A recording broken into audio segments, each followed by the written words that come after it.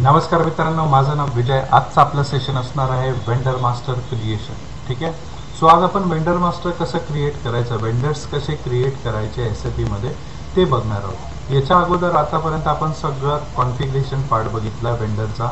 ठीक आहे. अकाउंट्स पेबलचा की कसं कॉन्फिगरेशन करायचं आहे. क्लिअर आहे. सो आता वेंडर मास्टर क्रिएट करून बघूया. सो त्याच्यासाठी आपल्याला जायचं आहे आपल्या SAP वरती. SAP इझी ॲक्सेस म्हणजे जी होम स्क्रीन. पाथ है SAP menu list, accounting, financial accounting, accounts payable, master record, त्याच्यानंतर टी कोड आहे FK01 क्रिएट. ठीक आहे. FK01 create. सो ERP वरती जाऊया.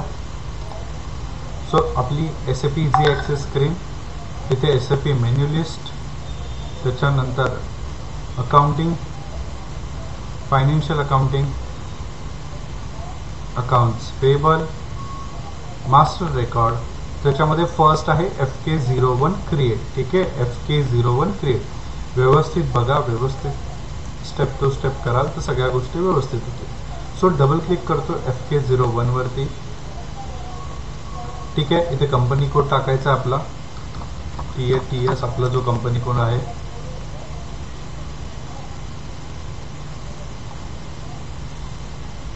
त्याच्यानंतर अकाउंट ग्रुप TA रॉ मटेरियलसाठी बनवलेला हा बघा TARM. इथे नंबर रेंज पण दिसते तुम्हाला. ठीक आहे. क्लिक करायचं आहे. फर्स्ट कंपनी कोड टाकायचा आहे. त्याच्यानंतर आपला अकाउंट ग्रुप.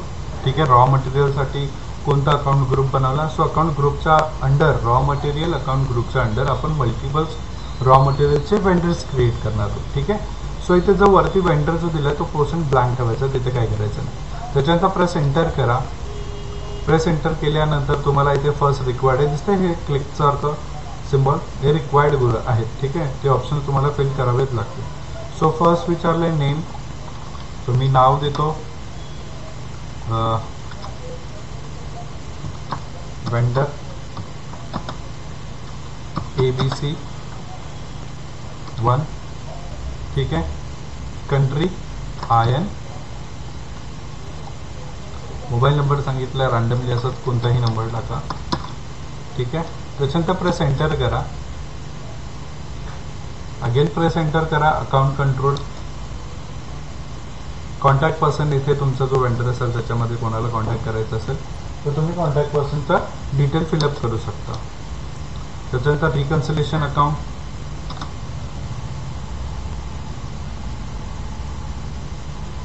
सर्च करून घेऊ शकता रिकन्सिलेशन अकाउंट.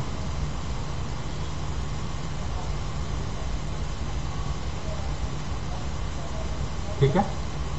त्याच्यानंतर शॉर्ट की, वेंडरची शॉर्ट की आहे 012. ठीक आहे. Press again enter.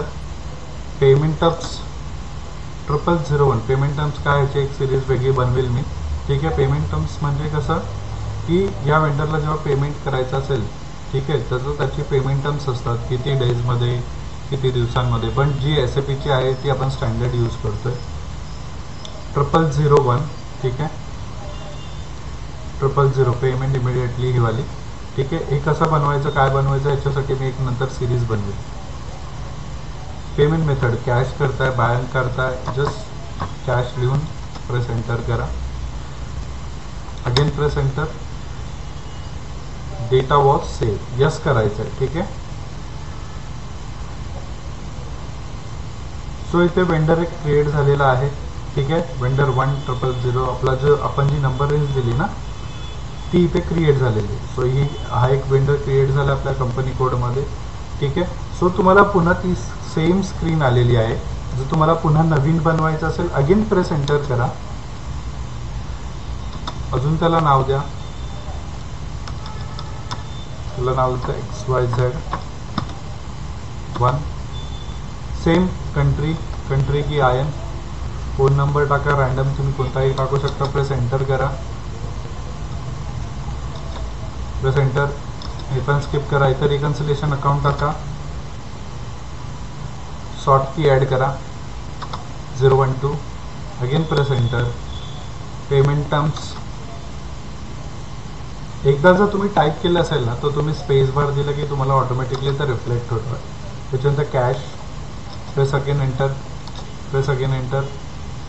असा मेसेज आला म्हणजे तुम्हाला सेव्ह करायचं आहे. Should the data B save first. ठीक आहे, यस करायचं आहे. सो असा अजून एक वेंडर क्रिएट झालेला आहे. ठीक आहे, क्लिअर झालं, एवढं समजलं असेल वेंडर कसं क्रिएट करायचं आहे.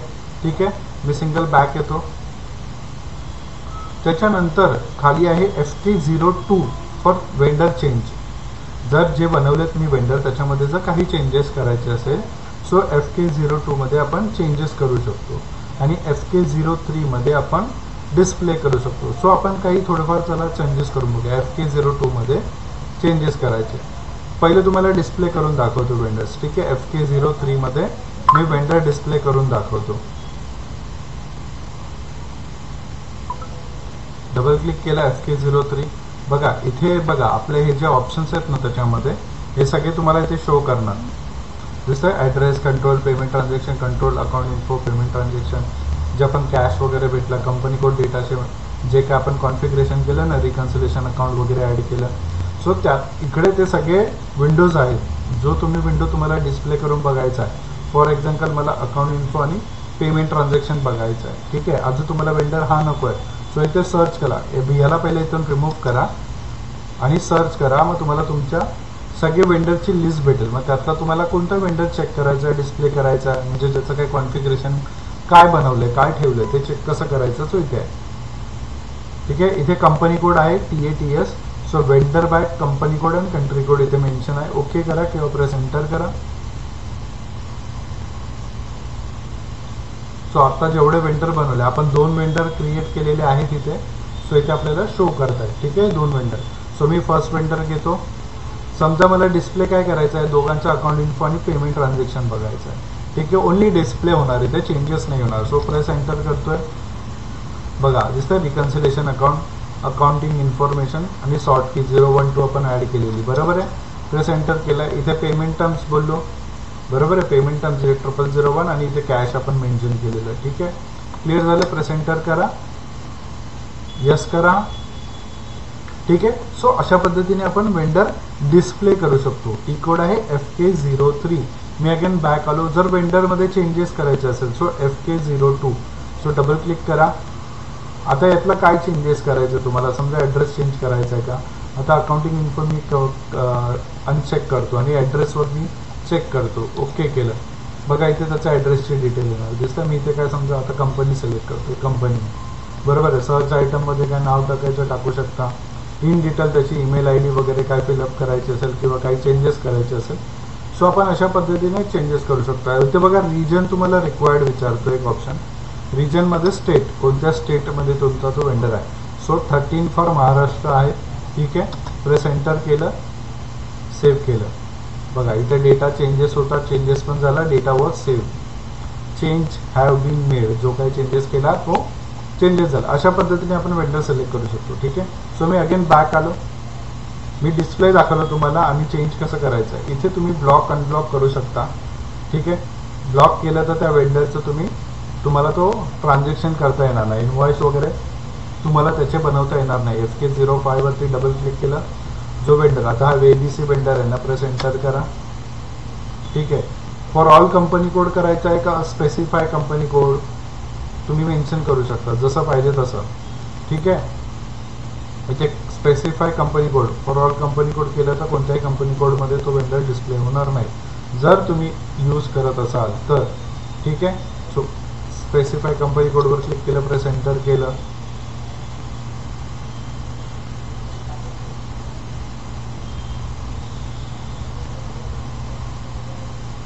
हे बघा हा अकाउंट ग्रुप आहे, त्याचा इथे डिटेल्स बघा दाखवते कोणत्या युजर आयडीने कोणत्या डेटला क्रिएट केलेला आहे.